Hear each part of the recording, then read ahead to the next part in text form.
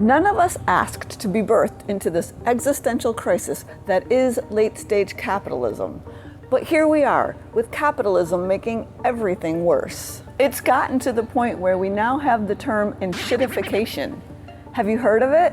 It was coined by Canadian writer Cory Doctorow to describe the decay of online platforms. How so many of them start out as pretty high quality with affordable offerings, and then over time they are intentionally degraded, reducing their quality to, you guessed it, maximize profits for corporations and their shareholders. One example of enshittification that comes to mind is how originally with Amazon Prime you could watch the free movies all the way through without commercials. Eventually though, Amazon started playing advertisements around every 10 minutes or so during those same films, and you could only opt out of watching those advertisements by paying more money. I personally feel like in this dystopic world of capitalism gone wild, that enshittification applies to a lot more than just apps, streaming services, and other digital products. Even the Financial Times senses this as well.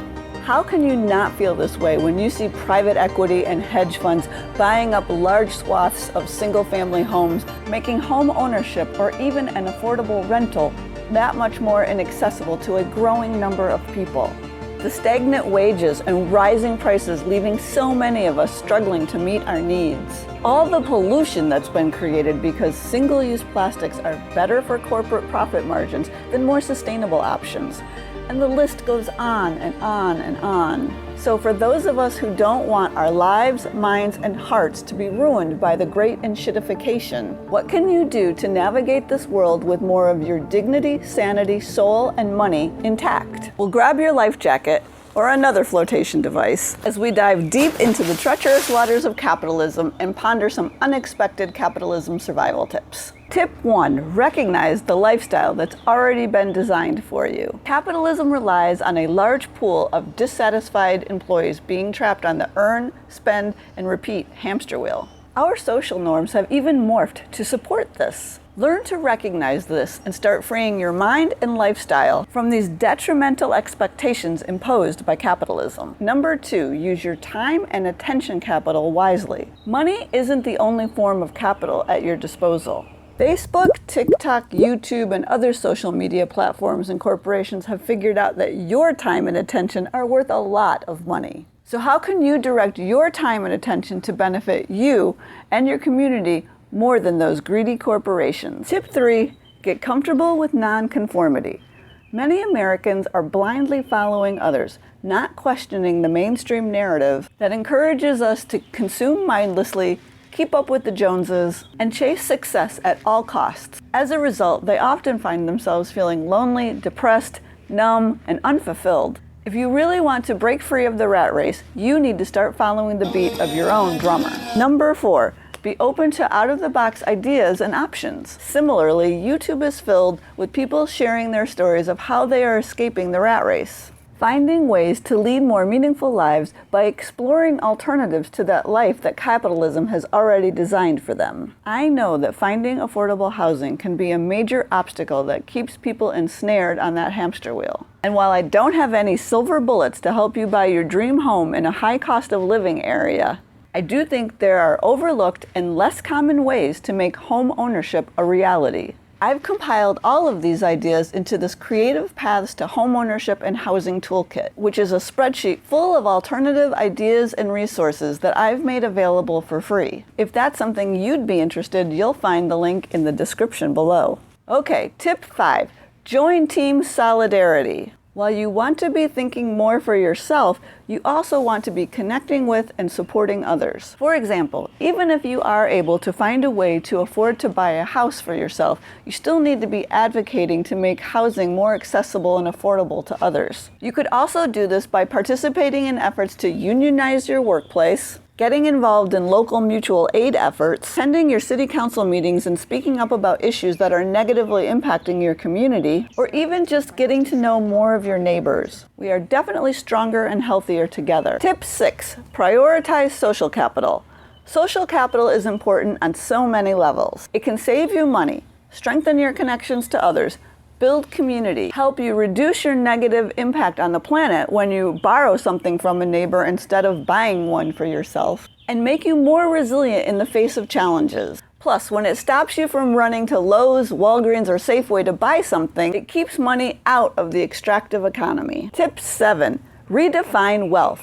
Our society has created a truly distorted view of wealth. We're regularly fed aspirational images of fast cars, yachts, mansions, and private jets. Yet what research shows we really want is the sense of control money can give us over our own lives and how we choose to spend our time. Get clear on what a truly wealthy life looks like to you, and then reverse engineer your life from there, making decisions that move you in that direction. Tip 8. Engage less in our harmful capitalist economy. You can reduce your involvement in the destructive elements of capitalism by embracing degrowth and reducing your consumption of stuff, as well as resources like electricity, water, and gasoline. Also, finding ways to meet your needs without spending money can increase your resourcefulness, resilience, and sense of pride in your own efforts. Number 9.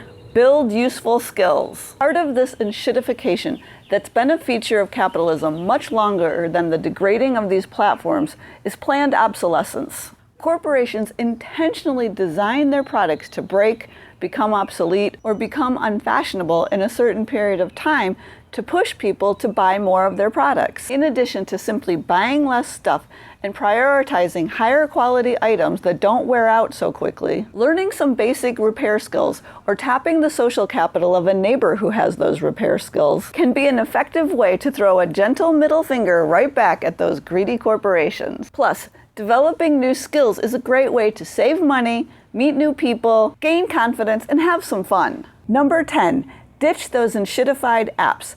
Find ways to break up with these enshittified platforms, or at least use them less. Instead of streaming films on Amazon Prime or Netflix, how about taking advantage of the films you can watch for free through your local library's Canopy subscription? You could also go really old school like my boyfriend and me and check out DVDs from your library to watch in an external disc player attached to your laptop. Or here's a thought, hang out with some friends and play a board game. No app required. Tip 11. Avoid hedonic adaptation. As you use more apps, platforms, and services, you get used to the things and lifestyle they make available to you. But your level of happiness and life satisfaction often doesn't increase that much from where it was before you started using those things. That's an example of hedonic adaptation. Once you've started getting accustomed to them, it can be harder to go back to navigating life without them.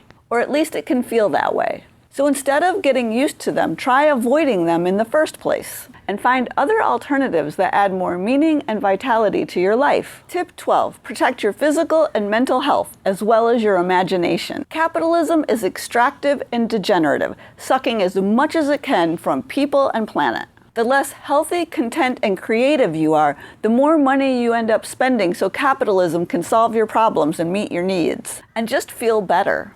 It may well be that the healthier, happier, and more satisfied you are, the less you do to uphold capitalism. Number 13. Don't fall for capitalism's false myth of scarcity. Capitalism inundates you with messages of scarcity and lack that keep you fearful, overwhelmed, and on a continuous treadmill of earning and spending to survive. As much as corporations, the media, and even our own government want us to believe that we live in a world of scarcity, that is simply not the case. We actually live in an abundant world. I'm not denying that systemic challenges and inequalities exist. But the scarcity we experience is usually more a result of greed, hoarding, distribution challenges, and a lack of imagination, not a lack of resources. Tip 14. Learn how to manage money wisely. This piece of advice may feel out of place in a video lamenting the woes of late-stage capitalism. But as a green living and money coach, I actually encourage you to learn about money and get more comfortable handling it. The more you understand how it works and how you can wisely steward it, the more you can do to earn, spend, invest, and manage your money as a force for good.